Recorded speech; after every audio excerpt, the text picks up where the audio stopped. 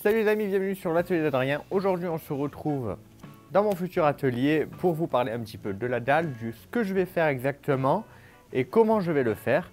Alors c'est parti. Alors vous le saviez, on avait déjà fait cette partie là, une petite dalle de béton, enfin même pas du béton, c'était du sable et du ciment. Et apparemment ce serait pas assez solide, etc.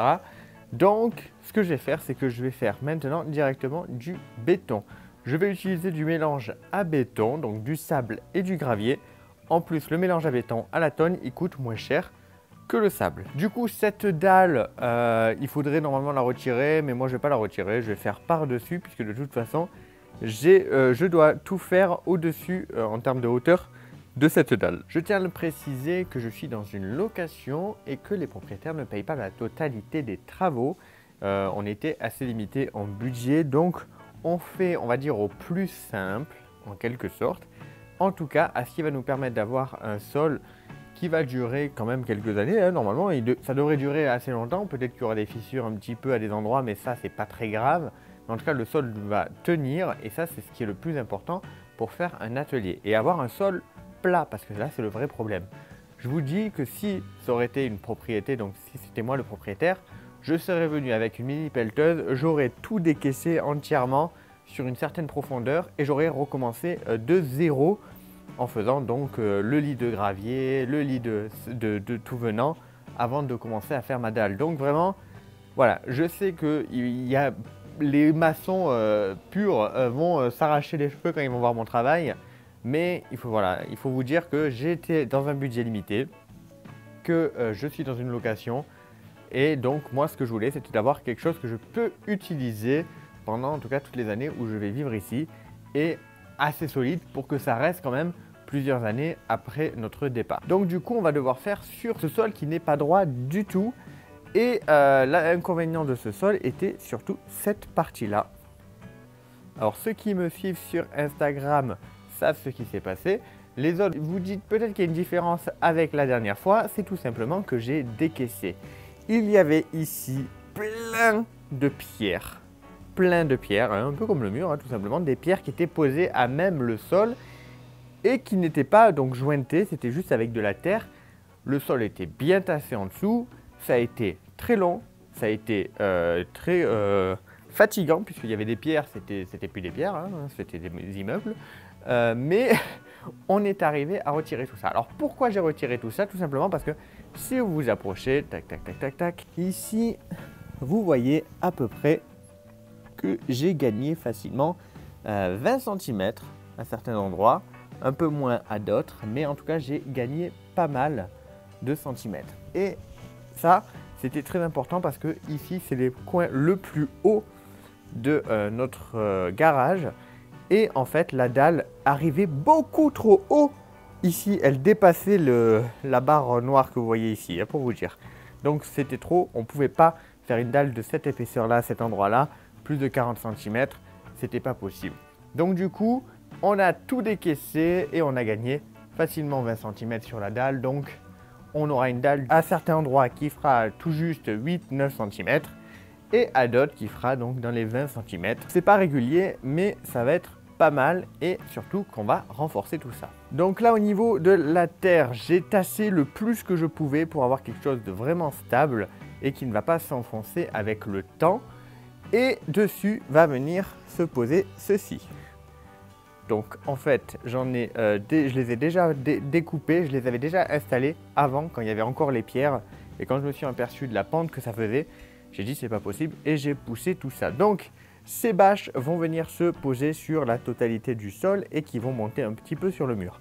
Et en fait, ces bâches vont permettre de protéger la dalle de l'humidité qui remonte. Il faut savoir qu'il y a une nappe phréatique qui passe sous les maisons. Il y a certains endroits comme ici, là, sous la fenêtre, ou là-bas dans le coin où il y a des taches d'humidité au sol un peu plus importantes. Donc pour éviter ça, on va mettre ce plastique sur la totalité du garage. Ensuite, nous allons armer. Nous allons mettre du grillage, tout simplement, qui va nous permettre donc d'armer le béton pour éviter le plus de fissures et pour rendre les choses le plus solides possible. Donc, il va y avoir du grillage qui va se mettre sur la totalité du sol. Et enfin, on va pouvoir couler notre béton et donc ça va être du béton fait à la bétonneuse. Hein. J'ai pas fait venir de toupie pour ça. Quand je vois l'étendue du travail, peut-être que j'aurais dû faire venir une toupie. Mais à l'origine, c'était pas ce qui était prévu. Donc comme j'avais déjà acheté le ciment, tant pis pour la toupie. Et on va acheter le mélange à béton tout bêtement. Pour vous donner une idée, ici, donc dans cet angle-là, il va y avoir une petite marche. Parce que là, la hauteur est bien trop haute aussi pour la dalle et c'est du béton. Donc je ne peux pas le casser aussi facilement que les pierres. Donc je ne vais pas m'embêter et je vais faire une petite marche à cet endroit-là pour les points les plus hauts. Le reste, normalement, va être entièrement de niveau, à part la zone où il y a la porte. Il y a donc la zone de la porte qui ne sera pas à niveau. Le niveau va être un peu plus bas forcément. Et en fait, la porte va être découpée pour pouvoir passer au-dessus de la dalle. Parce que là, vous voyez qu'à certains endroits, elle est vraiment à ras. Donc la porte va être découpée. Et ici, le niveau sera un peu plus bas. On aura une petite marche et emmènera sur tout le reste du garage qui va être de niveau. Et ça va être cool, on va pouvoir se faire un joli atelier. Du coup, vous connaissez un petit peu le plan que j'ai pour ce garage qui va devenir mon atelier. Alors c'est parti, on va pouvoir mettre la bâche et les ferrailles. Allons-y.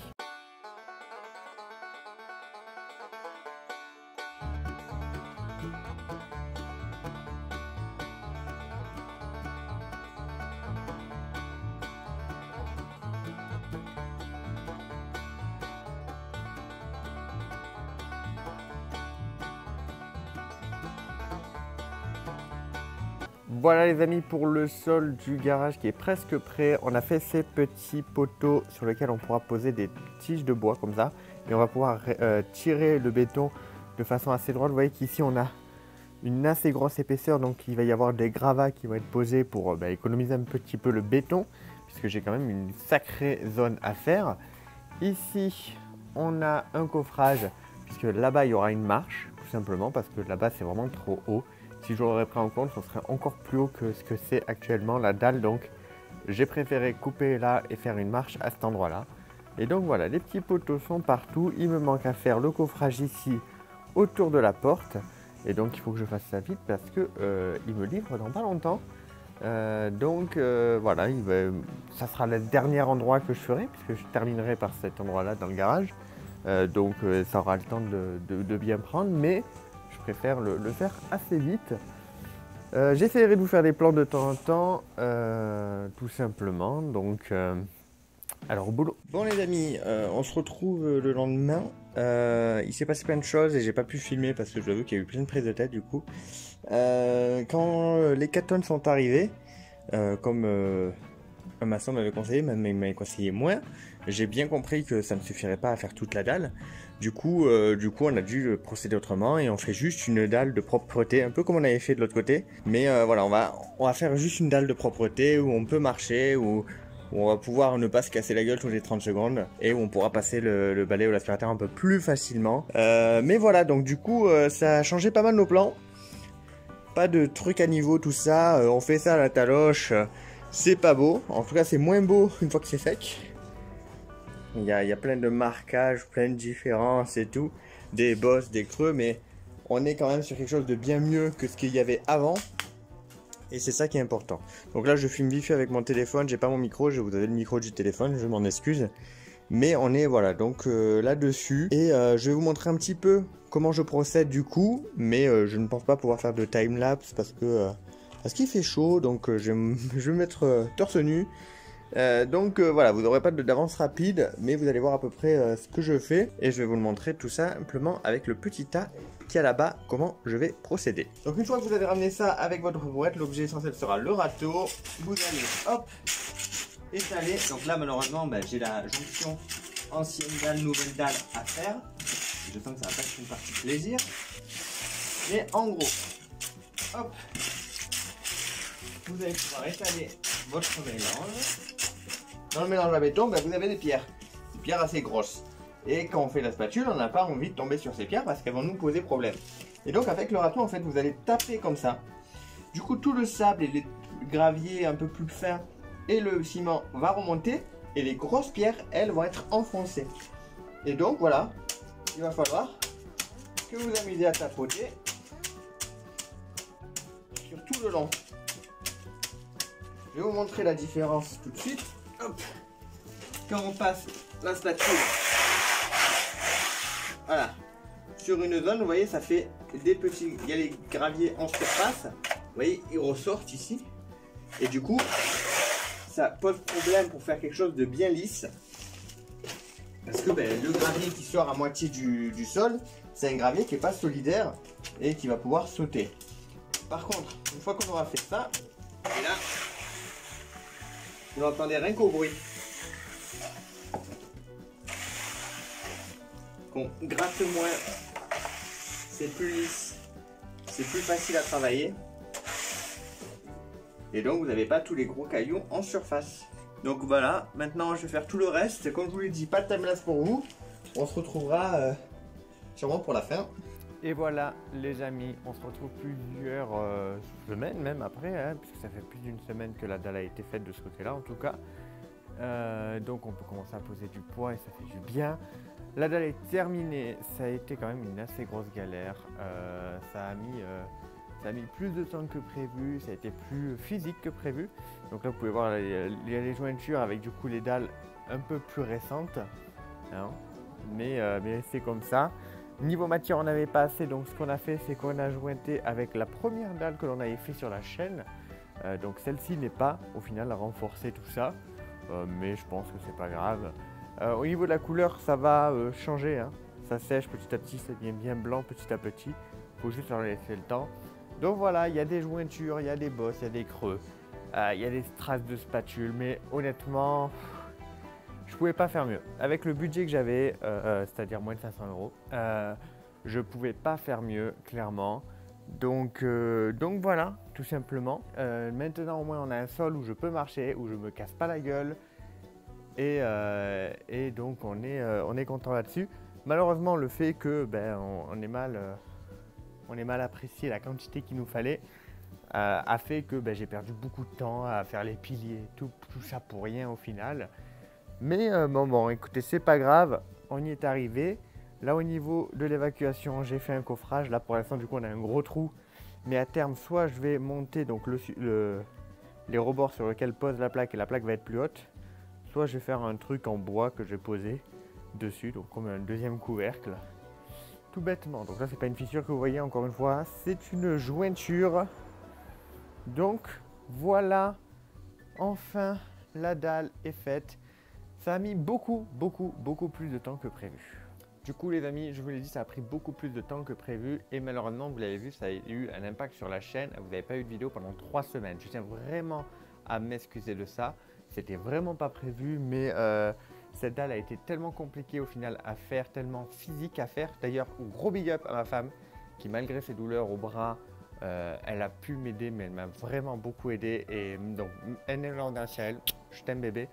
Donc, franchement, ça a été très compliqué, ce qui a entraîné donc du retard au niveau des vidéos de la chaîne. Mais tout mon matériel est compacté dans la petite cave que l'on a, donc je ne me voyais pas là tout de suite faire tout simplement des travaux autres que cette dalle. Et au final, je ne suis pas très habitué à faire de la grosse maçonnerie et filmer en même temps. Donc ça a été un truc aussi que j'ai pas pu faire et vous l'avez vu, j'ai filmé quelques passages mais j'ai pas pu tout filmer. Au final, vous avez eu toute une explication à peu près du début de tout ce que j'allais faire au final pour pas faire exactement pareil. Mais bon, ce sont les aléas, ce sont les choses qui arrivent quand on fait des travaux soi-même et que on est tout seul aussi au final, enfin on est seul avec ma femme, qu'on n'a pas de l'aide extérieure plus compétente, tout bêtement. Donc voilà, je tiens à m'excuser encore pour le retard. Là les vidéos vont pouvoir reprendre à un rythme un peu plus soutenu, une vidéo par semaine, je l'espère, tous les jeudis à 17 h. J'espère cette fois-ci pouvoir continuer.